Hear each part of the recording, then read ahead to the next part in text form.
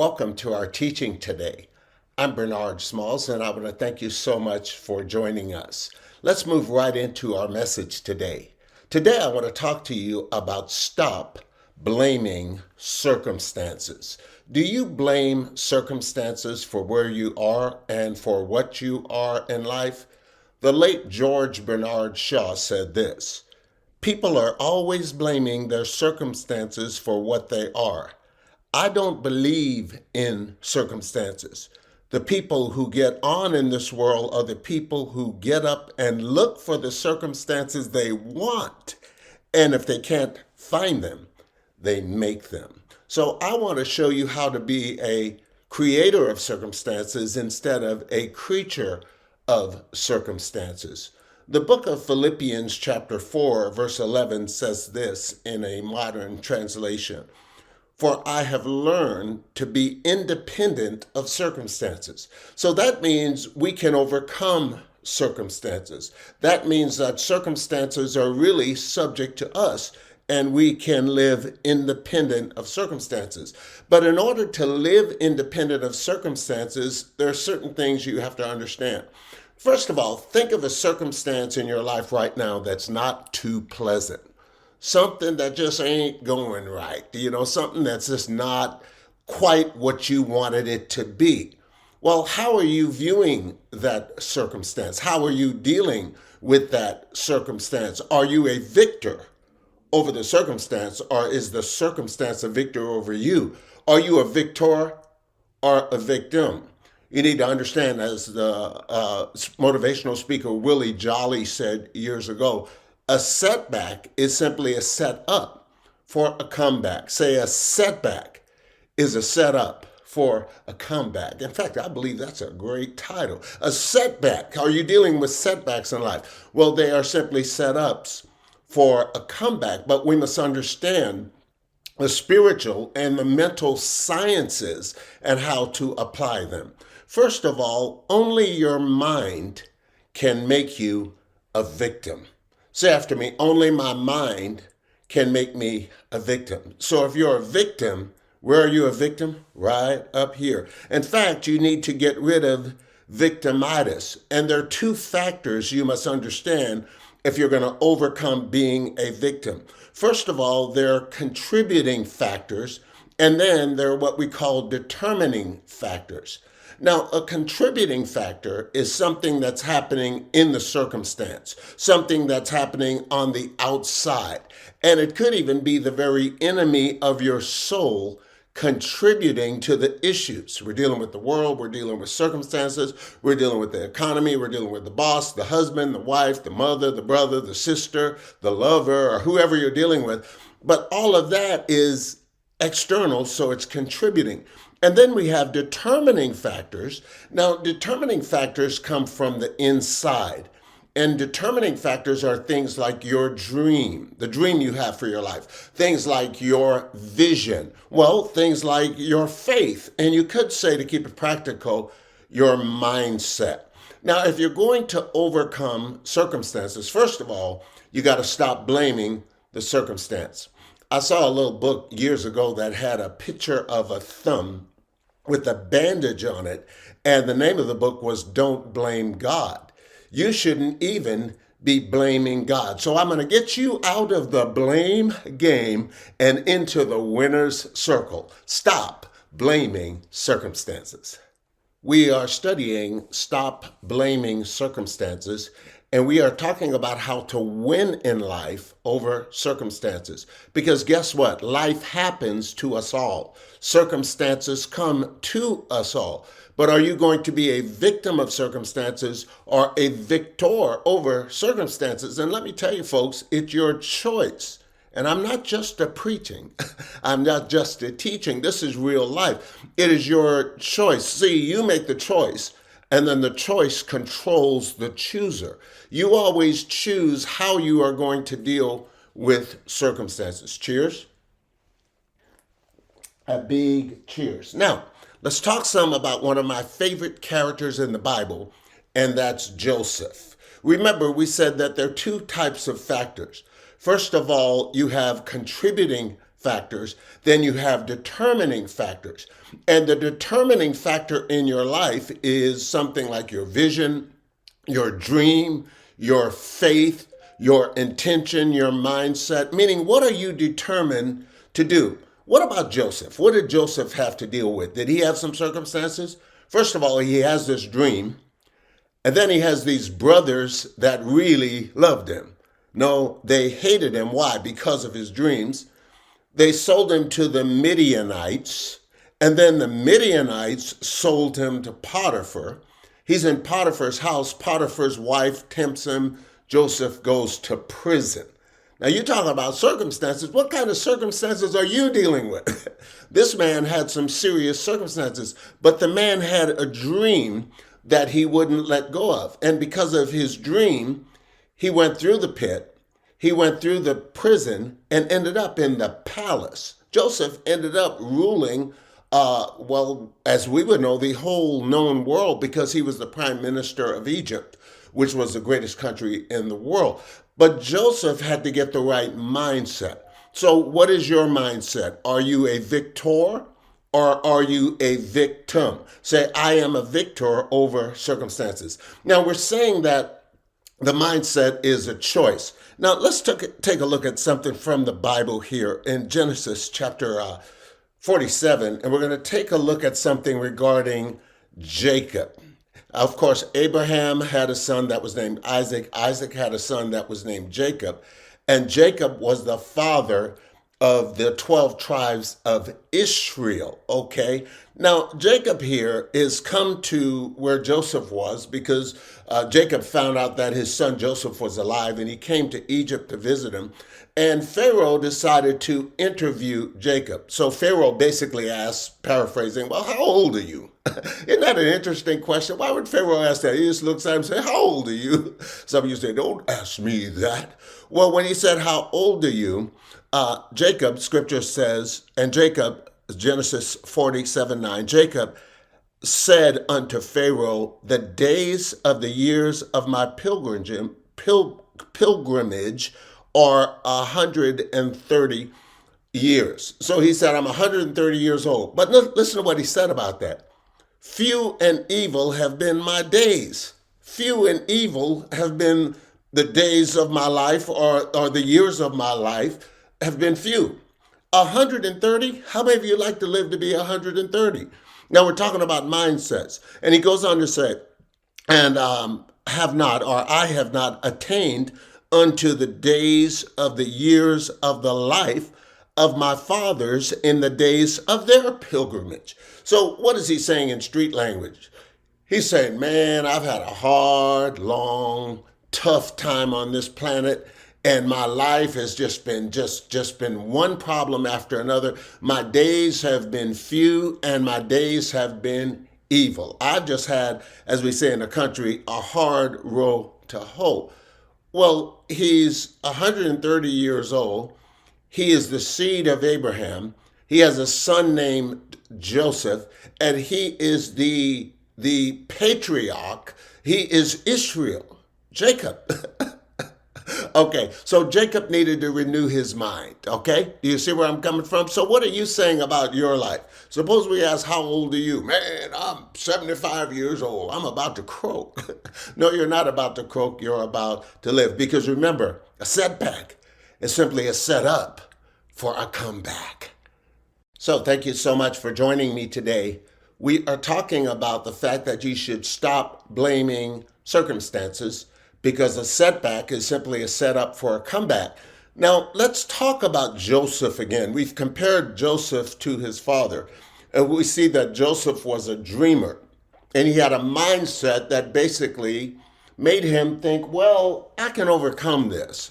Because of my dream, I'm going to win, and I'm going to win big in life. And no matter what happened to Joseph, Joseph kept the dream in his mind, so he could not blame the circumstance. See, if you're living your dream, you stop blaming circumstances.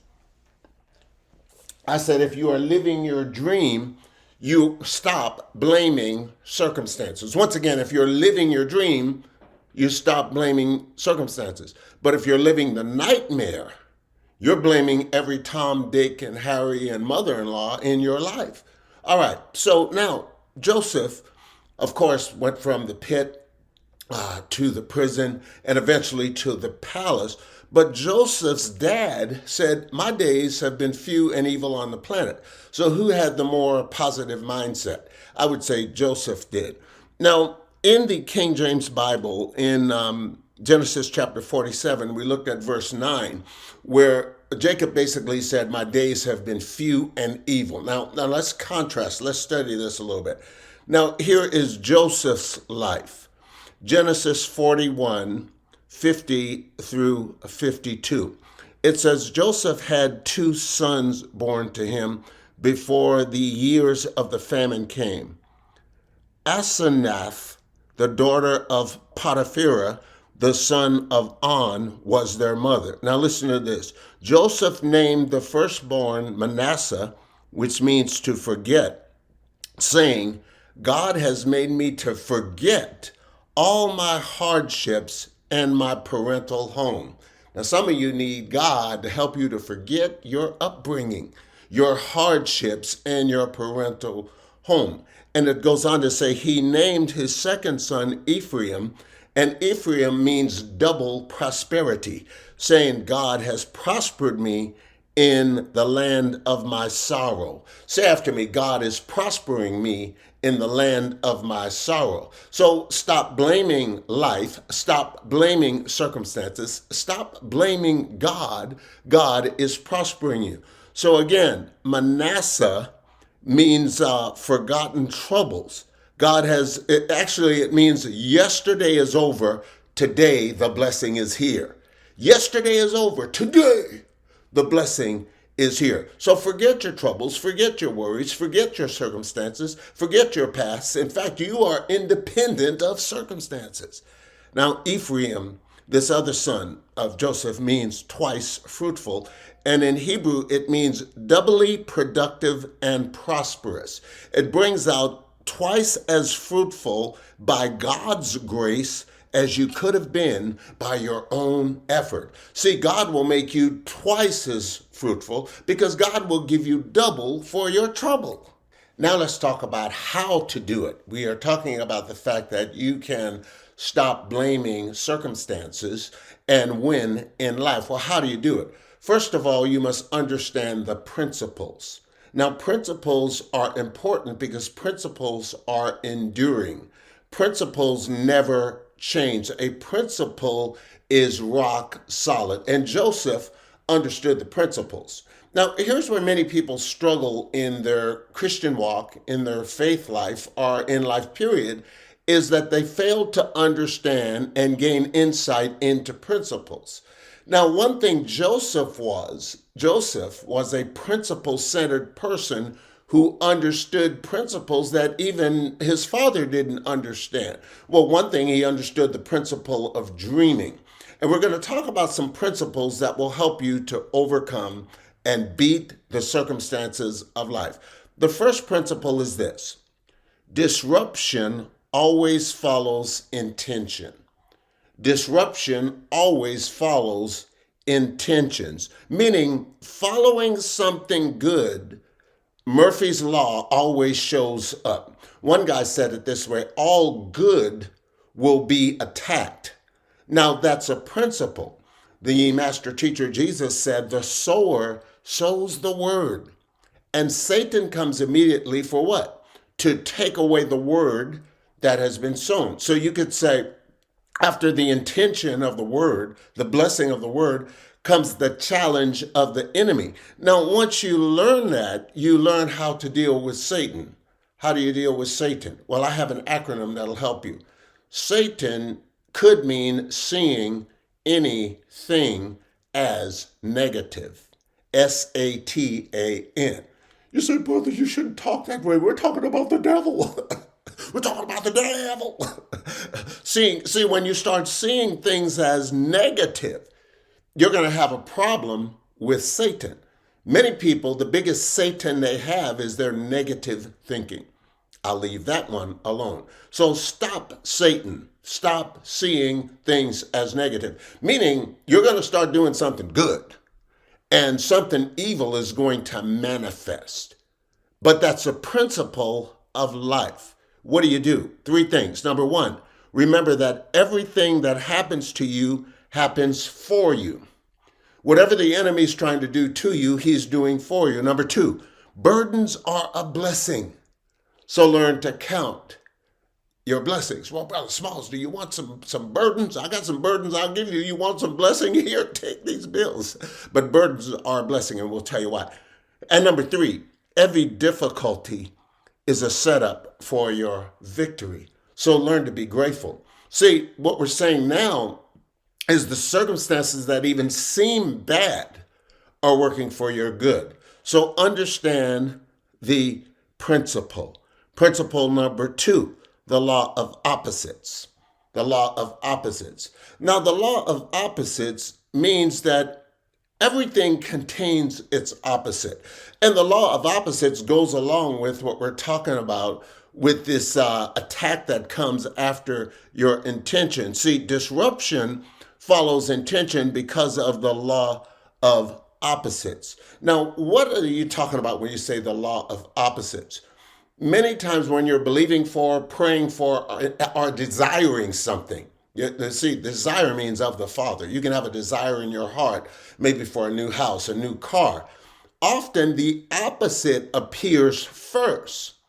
Now, this goes with the disruption because it's designed to see if you're going to stay in faith for your blessing. Somehow, I believe the Creator has set life up, that life tests us, life tries us. So you got to, when the opposite comes, you got to understand the seeds of success. Number one, remember that failure is the seed of success. Say after me, failure is the seed of success. Why? Number two, all failures are learning experiences. And finally, number three, every failure contains the seed of success. Where's the seed of success? In the failure. Now, it's very important that you understand this. Actually, failure is a part of success. But you've got to understand that the seeds are in the failure. See, what are you saying? Okay. Some of the toughest things you go through are the things that help you to grow the most. Won't you agree with that? We don't like the tough times. We don't like the hard times. We don't like the challenges, the trials, the tribulations. You know, when you're having a bad day, Les Brown says, don't say you're having a bad day. Say I'm having a character building day. All right? Because the law of opposites will show up in your life. We are studying Stop Blaming Circumstances, and we're taking a look at how to overcome in life. And we are saying that to overcome, you must understand spiritual, but also mental laws. Now, one of the things I teach on a lot is mental laws. And I think somehow we have neglected the mental laws. Well, Paul said, be renewed in the spirit of your mind, be transformed by the renewing of your mind. You undergo a complete change. And if you're going to overcome this victimitis and being a victim of circumstance, it's going to start with your mindset. And the one thing you can control is your thinking. The Creator has given you absolute control over your thinking. All right, let's move into the third principle. The third principle you need to understand is the law of polarity. Polarity means this, the property of having poles. Now, I really want you to understand this because when you get this, it's going to give you some wisdom about life. Okay, I lived in Alaska for years, and there's a part of Alaska called North Pole. And most of you have heard of the North Pole. And we used to joke around about Santa coming from the North Pole and so on and so on. But the North Pole means that there's a pole in the north. And the real North Pole is at the very top of the planet, from what I understand. Now, the South Pole is where? At the bottom of the planet. So you have a North Pole and you have a South Pole. Well, why? Because they are, follow me, polar opposites. Now, the law of polarity is this. Everything has its opposite. Everything has its opposite. Okay, for instance, there would be no light without darkness. There would be no heat without cold. There would be no prosperity without poverty. And there would be no success without failure. So what's life showing us? Now, imagine that you are failing. Let's say you're failing over here. You know where success is? Success is on the same line, but you just need to go over here. So failure and success are polar opposites, but they're on the same pole. Now you say, well, what does this mean? Well, it means everything has its opposite. You just need to find it. Okay, let's say you're dealing with sickness and disease. If you're sick, what's the polar opposite of sickness? Of course, it's health. So health is not far away from you. It's on the same pole. You say, well, what does this have to do with the price of coffee? You control the pole by your thoughts. See, if you're going to go to the pole of health, you're going to have to think healthy thoughts. If you're going to go to the pole of prosperity, you're going to have to stop thinking poverty thoughts and start thinking prosperous thoughts. If you're going to go to the pole of winning, you got to stop thinking losing thoughts.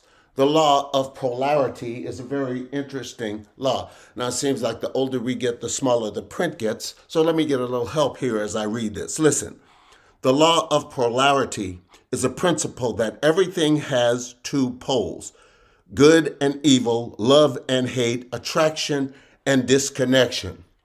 Think of the north and the south poles on a globe or a battery with positive and negative terminals. Everything in the universe has an opposite. Everything is dual, two parts of the same, a continuum. Everything comes with the potential of its opposite. Would you say everything comes with the potential of its opposite? So what we're saying is, we'll go back to success and failure. If you are failing, you're not that far from success. Success is simply failure turned inside out. Well, how do you make the change? How do you make the change? Well, you do these things. You change failure into success. Now, I teach on success motivation a lot. When I first started teaching this stuff, some Christians used to say, why do you teach about success so much? Success, success, success, success. Prosperity, prosperity, prosperity. That's all you talk about. Well, something in me says that God created humanity to win, and I want you to raise up some champions. I want to teach people how to think the thoughts of God, how to speak the word of God, and how to win. This is not some motivational seminar. This is biblical success motivation. Can I get an amen? Okay, so what do? Let me quickly give you some principles and let's wrap this up. Thank you for joining me.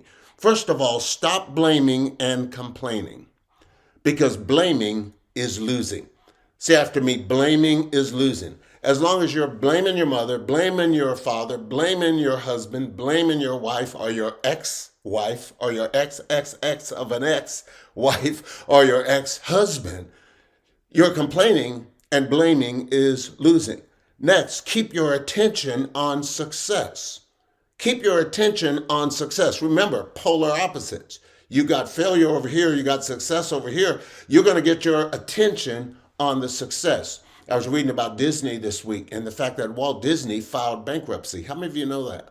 You say, well, Disney World is in trouble now down in Florida. Well, we won't even talk about that. we don't talk politics here. But Disney filed bankruptcy. But right out of that, he created what's called Disneyland in California and eventually Disney World, and made millions and even billions. Disney has become a billion-dollar corporation.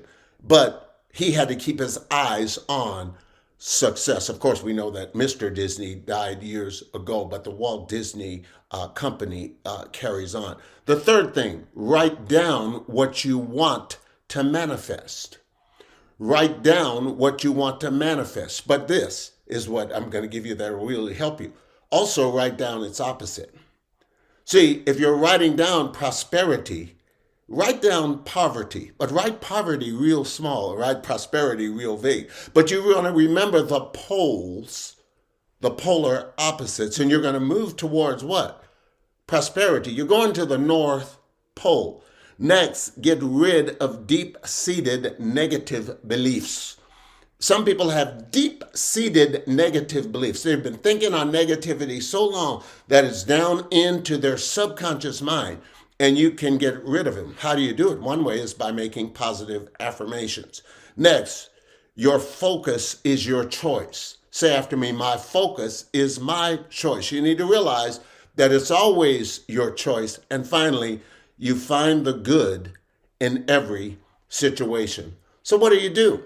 You stop blaming circumstances. You stop blaming life. You realize that there's good in every situation. And here's one question you need to always ask yourself. What's good about this? Say after me, what's good about this? Okay, think about your circumstance right now. I know this is real practical, and hopefully you can apply it to your life. What is wrong in your life right now? What are you dealing with right now? All right. Now, we've been honest about it. Some people say I teach pie in the sky, faith, prosperity, blessing. No, we're dealing with looking at what's wrong, but then ask this question, what's good about it? Say, what's good about this? What's good about this situation?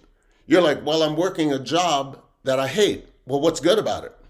I get paid. I'm living with a woman that is really hard on me. What's good about it? She's causing some discipline to come into your life. Man, my parents are just riding me. They're trying to make me do this. They want me to go to school. They want me. Well, what's good about it? It's that they're showing you the path of success. Well, I'm dealing with this poverty. Of course, there can be nothing good about this. Well, you can learn that in poverty are the seeds of prosperity. Remember, Disney filed bankruptcy. Remember, Edison failed, some studies say 12,000 times. And he said, I have not failed. I've simply learned 12,000 things that won't work. Well, hopefully this teaching has been helpful to you. Visit us on the World Wide Web at centerforim.com. That's CENTRE for IM.com. And those of you that are regular supporters, we thank you. If you're watching for the first time, there's no pressure on you, but if you want to go ahead and give and support us, please do. Million is spelled MILLION. Dream big, Bernie. Okay, we're just having fun with you. Any donation you make is appreciated. That's centerforim.com. Well, thank you so much for joining us today. You know, God has an expected end for your life. So I want you to stay tuned and just let the song minister to you, and I'll see you on our next teaching. May God expand your life until your destiny is fulfilled.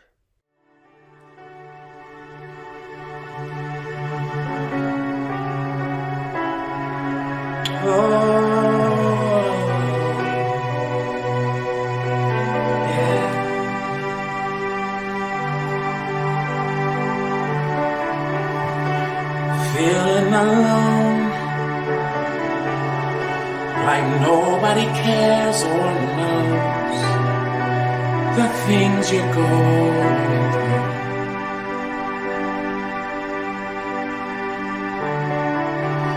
When you feel like the battle's done, like the enemy's already won, that's when you'll hear him say, listen, I know the plans I have for you, to bring you peace with an expected end.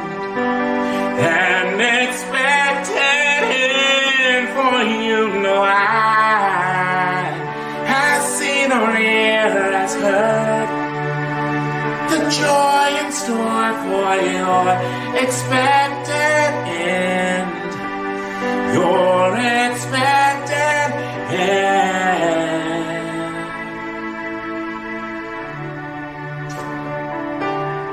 Is fear creeping in? Do you feel like you're at your wit's end? Done all you know to do?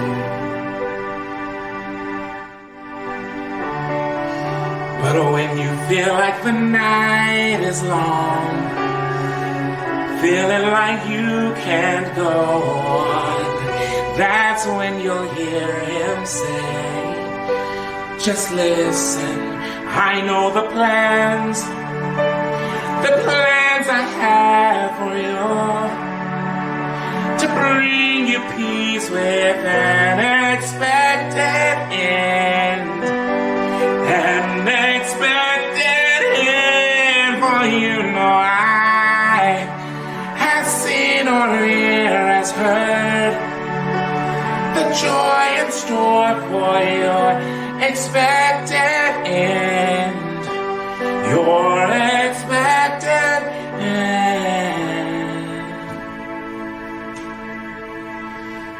Knowing all these things, you are more than a conqueror through him that loves you.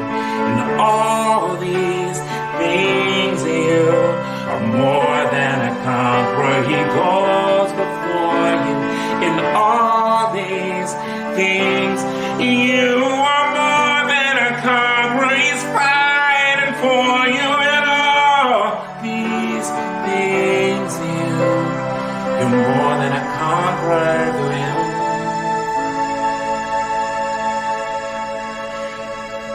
I know the plans I have for you, to bring you peace with an expected end.